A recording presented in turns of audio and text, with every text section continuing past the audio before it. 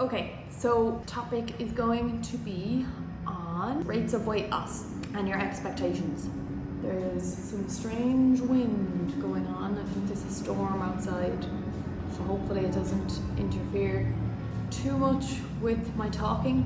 But I wanted to talk a little bit about rates of weight loss and what you would be expecting to lose in terms of body fat if it's weight loss, because I don't want anyone to have unrealistic expectations. I'm just going to focus on weight loss, as that's what 99% of people are doing at the moment, and that's usually my client base is our weight loss clients.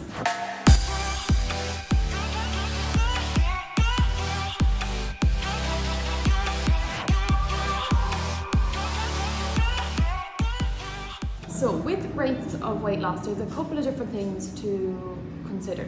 You've got your actual calorie deficit and how severe is the calorie deficit.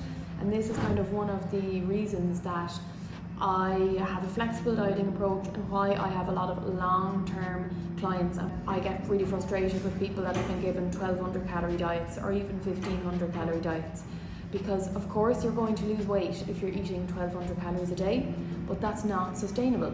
And with 28-day diets or 4-week shreds or 6-week shreds even, the calories are often dropped too low. So yes, you're going to lose a good bit of weight, but you're not going to be able to sustain that calorie deficit. So when you have your calories a little bit higher, which is why people get so confused when I give them high calories or high to then, it's because the rate of weight loss will be slower, but it means you will be able to stick with it consistently for a good couple of weeks, like probably 16 weeks, 12 minimum. And then you probably need to take a little bit of a diet break. Things that come into play are the actual aggressiveness of the calorie deficit. So if you're on those really, really low calories, then yes, you will lose the weight quicker, but you won't be able to keep it off because it just won't be sustainable trying to have 1200 calories a day and actually enjoy your life. Other things that come into play are the length of the fat loss phase. If you're doing a calorie deficit for a longer amount of time, regardless of the calorie deficit itself, then if it's working and you haven't hit a plateau, then you're going to lose more weight than if someone only did 8 weeks. The other things that will come in to play with the actual amount of calories you're able to eat are lean body mass. So say we're taking 2 80 kilo females. One does weight training 4 times a week and one does running 4 times a week. The female with more body mass, more lean body mass, like more lean muscle tissue, will actually be able to diet on higher calories, because the more lean muscle tissue you have, the more calories you'll get away with, because the body fat levels will be low. So even though they're both 80 kilos, even though they're both the same height, one does weight training, one does running or swimming, the female that has more lean muscle mass will get away with more calories.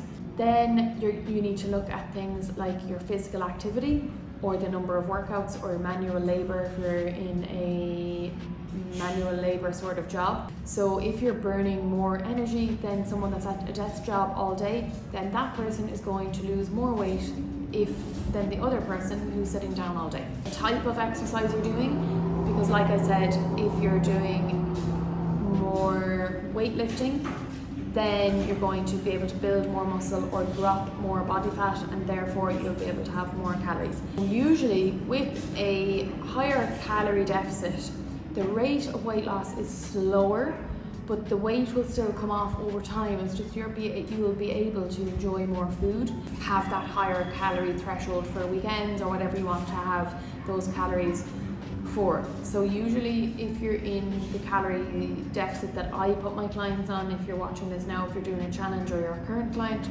usually the rate of weight loss is 1 pound a week, maybe 2 pounds a week at the start.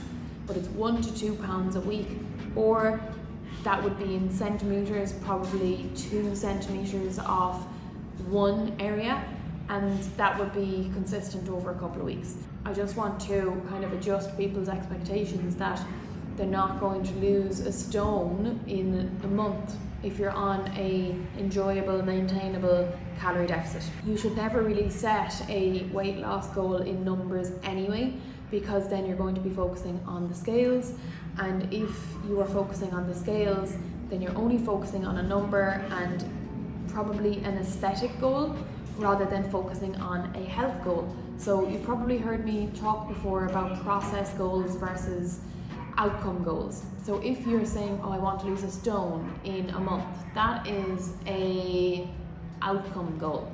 You're only doing something because you want to lose X amount of pounds, or you want to look a certain way.